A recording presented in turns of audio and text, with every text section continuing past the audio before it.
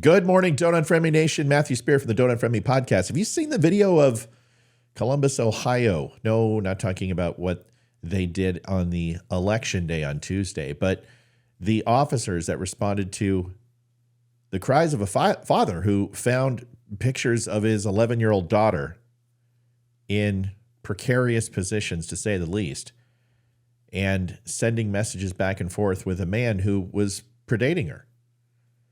And obviously a father who is concerned, doing his job, calls the police. 4 hours later, they show up, and you're not going to believe what happened.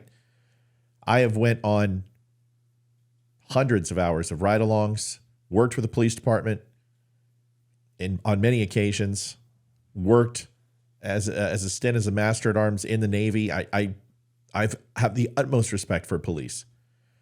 But these situations just drive you crazy. I want you to stick around. I want you to hang around. We're going to watch it in just a second. I will be right back. Do you want the truth? Are you tired of being so confused?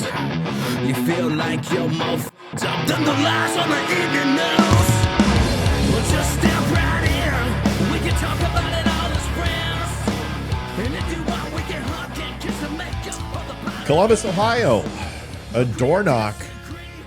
Responding to what probably was a non-emergency call, but I think the 911 queue actually wound up having it. I have the recording from 911. I also have a piece that a lot of people haven't heard from this video, which is from the body cam of the officers, which has been blacked out, and obviously to protect the identity of this gentleman and his daughter, which is a good thing. But I do have the audio. I want you to have a chance to listen to it and get your own feel.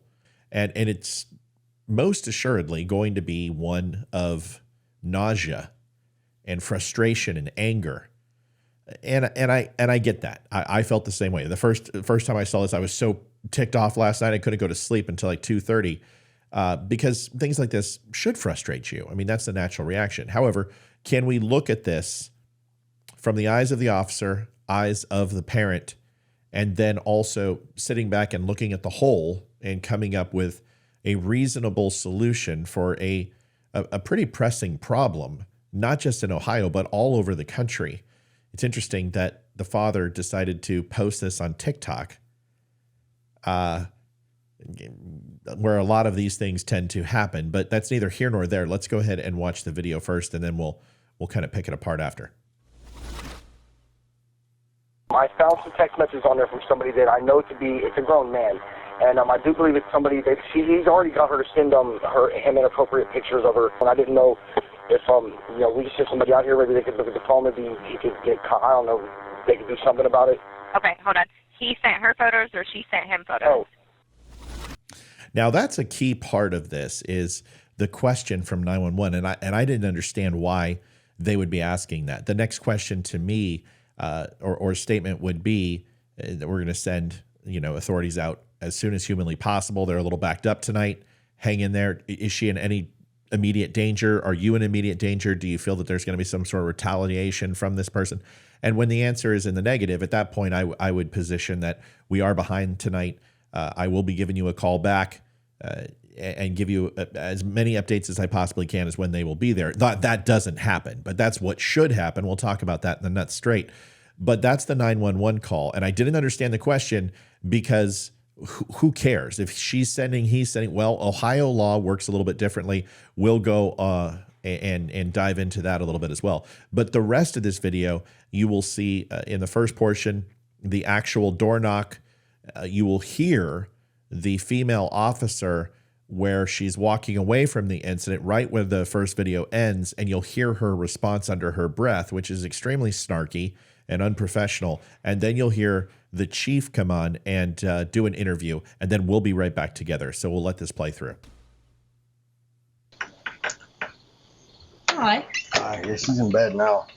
It's now she's already asleep. Well, it still happened though, right? Yeah. I just the whole point. I just wanted you guys to come over and talk to her. I mean, I just want her to realize what this was. I mean, in reality, there's not much you guys probably can do about it, is there? I mean, she could probably get charged with child porn. Who, she can? Mm-hmm. She's 11 years old. She's creating it, right? She's 11 years old. It doesn't matter. She's still making porn. No, she's not. She's being manipulated by a grown-ass adult on the Is internet. she taking pictures now? You guys have a nice evening. Okay. Thank you for coming. Are you serious? Have a nice evening. I know I said I was going to let it play through. Passive aggressive. Oh, I just can't, and that's the whole thing.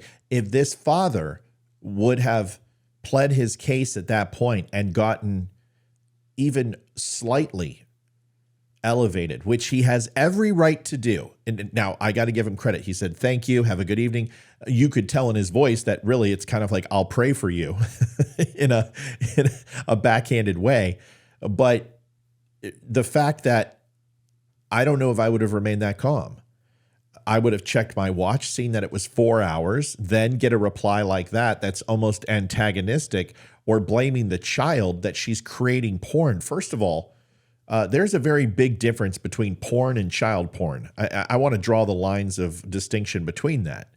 And if you have a child under the age involved, I'm sorry, you don't go and focus on the kid. It's just like a kid who has a joint. You don't focus on the joint itself or the kid. You focus on where it came from and who provided it. If a child has a gun, you don't necessarily are focused on that the child has the gun, so to speak. You obviously want to remove that from the equation. But once that's done, you're not going to go and take the kid and haul him off to jail and throw him in a cell. You're going to find out who didn't secure the firearm. Where did the kid get the firearm? What was the intent? All of those things are important. And of course, her taking photographs is a part of the education process for her family and her, but it's not to be litigated on that doorstep at that point. The most important thing is the kid and establishing that child is safe. So frustrating. I mean, we will go through it when we do the nuts, but it's really hard for me not to just immediately start, throwing barbs at this cop. She's taking pictures of herself naked. She's creating child porn. Is that wrong? Nope.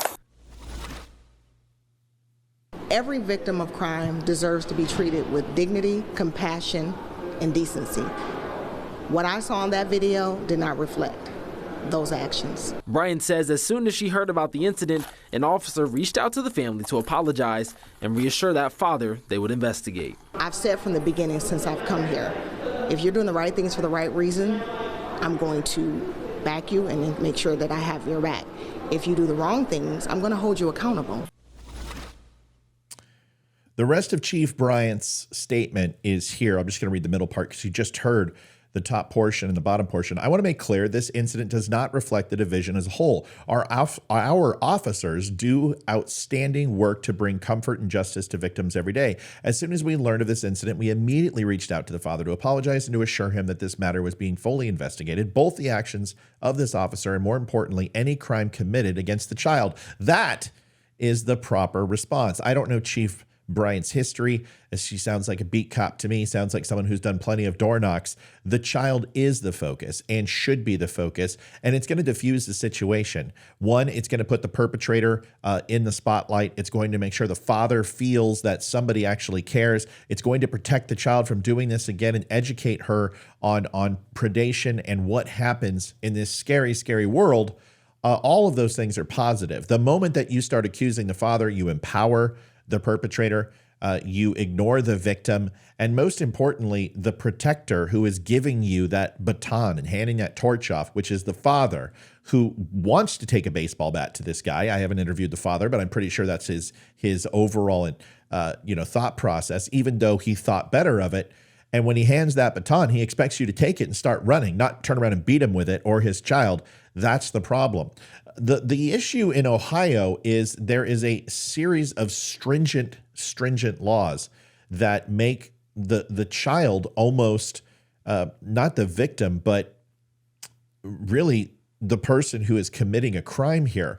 While courts generally impose less sentences for juveniles who commit criminal offenses, a juvenile who sends, receives, shares, or possesses photos of a juvenile, including photos of him or herself, will undoubtedly face serious criminal charges and collateral consequence if convicted for juvenile sexting in the form of pandering.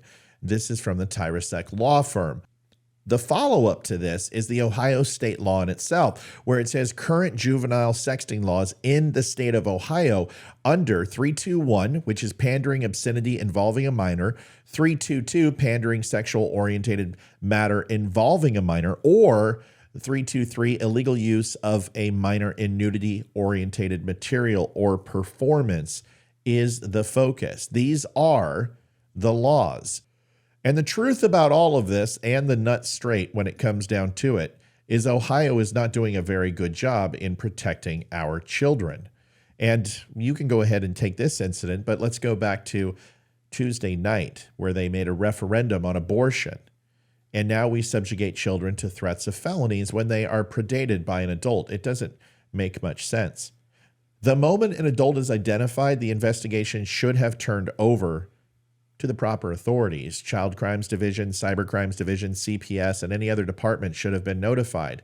The officer's primary role is to serve and to protect, not to presume and neglect after all. Now, people might wonder, why CPS? Well, we don't know the story. We don't know what's going on. The child is the most imperative, and they are the victim most assuredly. And although the father has rights, he did call the police, and they should use every facet to their disposal to ensure that the child is safe. It doesn't mean the child needs to be removed from the home, but it needs to have an investigation immediately because the child might be in danger. We don't know if the father perpetrated this. We don't know if the father possibly sold these photographs and then wants money and is upset because the guy won't pay. We don't know what happened. And that's why this is so important, not to go off half-cocked. Focus on the child. That is the most important thing, and then build from there. In the case of the child being ignored and even threatened, the officers involved should be dealt with internally.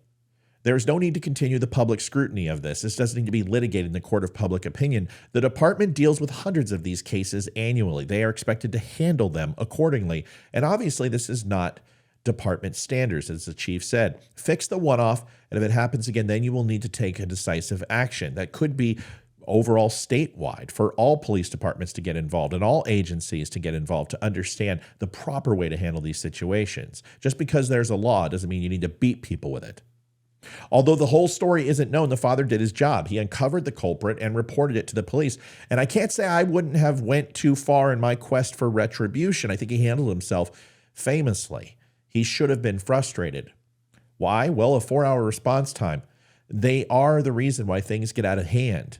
Over 56% of the reported calls that end up in further criminal conduct or serious harm that were reported to the police and take at least 1 hour or more in response may have been avoided if the officers showed up earlier. It's hard. The police are overworked and they're understaffed. Their response times are based on priority as well. This means that things can escalate when a benign issue turns malignant due to a lack of action.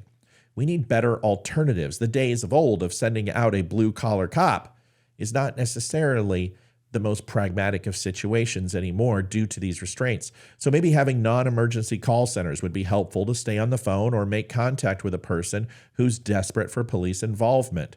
Wellness calls could be made in the wait time if it's exceeding averages. Advice on what to do for next steps in detail would ensure people do not make rash decisions. But most imperative, a child shouldn't be used for leverage or a cavalier attitude from some cop who's pissed off because an officer has an axe to grind for some reason that we may not know. Lastly, empathy is free. If we expect officer support and blue line sentiment to continue, we must ensure we are putting the very best of them forward. The old adage holds true. It's what you do when nobody is watching is the true account of their character. Well, today, everyone is watching, and too many officers are demonstrating their true character, and it is antithetical to the cause after all. Folks, thank you for watching the Don't Unfriend Me Show. Please do me a favor, share, like, subscribe, do all that type of stuff. Go watch us on Spreely TV. It's Red Friday, Veterans Day, and my favorite green crayon eating Marines. It's your birthday. Congratulations on all of that. Thank a veteran today. I would appreciate it. You can stop by the Dumb Show and support vets. We give 10% back to the Travis Mannion Foundation. You have cool shirts, hats, coffee, all that at thedumbshow.com. And I will go out like I always do with the Veteran Crisis Hotline. The number is 988 and then press 1. It is the quickest way to get the help for veterans. 22 commit suicide a day, and during the holiday season, it moves to 25. It is way too many. Please do me a favor. Reach out to a vet today and see if you can help. I would greatly appreciate it. Thanks for watching the Don't Unfriend Me Show. My name is Matthew Spear. We'll be back tonight, 8 o'clock, full house. Everybody will be here, and we'll have a good show for you. See you then, and also take care of yourselves. Adjusting transmitter output. This is the Don't Unfriend Me Show with your hosts, Matt, Leroy, Amy, Olivia, and Mike. Geopolitics, military analysis, and election coverage. Coming to you live on the Spreely.tv network and all major social media channels at The Dumb Show. Honest, direct, unfiltered. Monday, Wednesday, and Friday at 8 p.m. Eastern. We can agree, we can disagree. Just don't unfriend me.